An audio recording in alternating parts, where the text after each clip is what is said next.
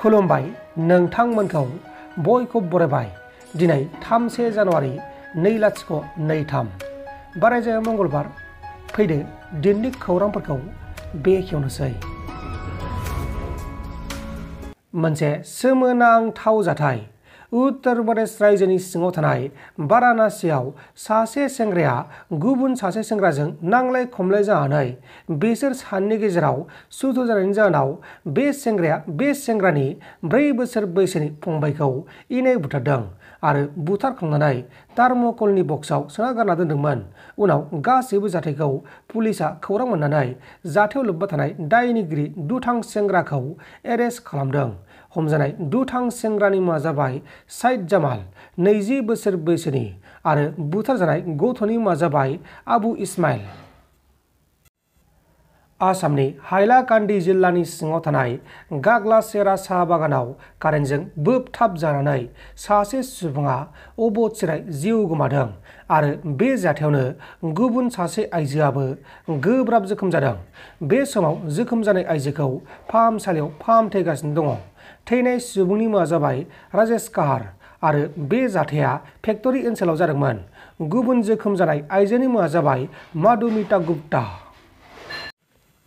मोनसे सोमोनांथाव जाथाय।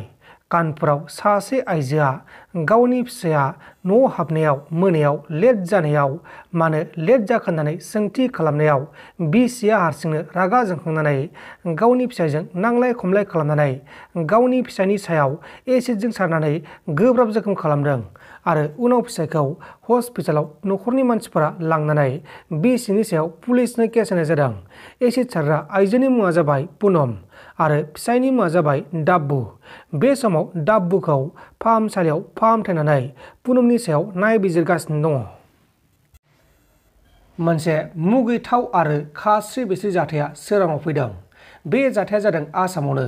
आसामनि काछार जिल्लायाव सासे 23 बोसोर बैसोनि अट' रिक्सा ड्राइभारा सासे 60 बोसोर बैसोनि फिसाय थैजानाय आइजोखौ गावनि अट'जों लांनानै जिनाहारि खालामनायनि जाहोनाव पुलिसजों एरेस्ट खालामजादों। गिबियावनो बे अट' ड्राइभारा एरेस्ट खालामजायाखैमोन।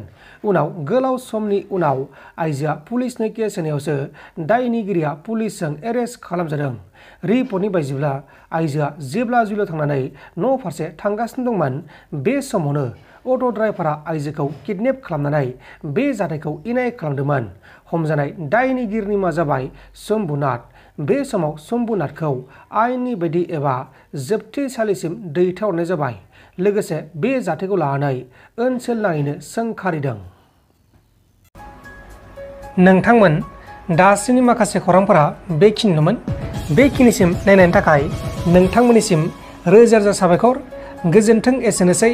जै बर' हारिनि।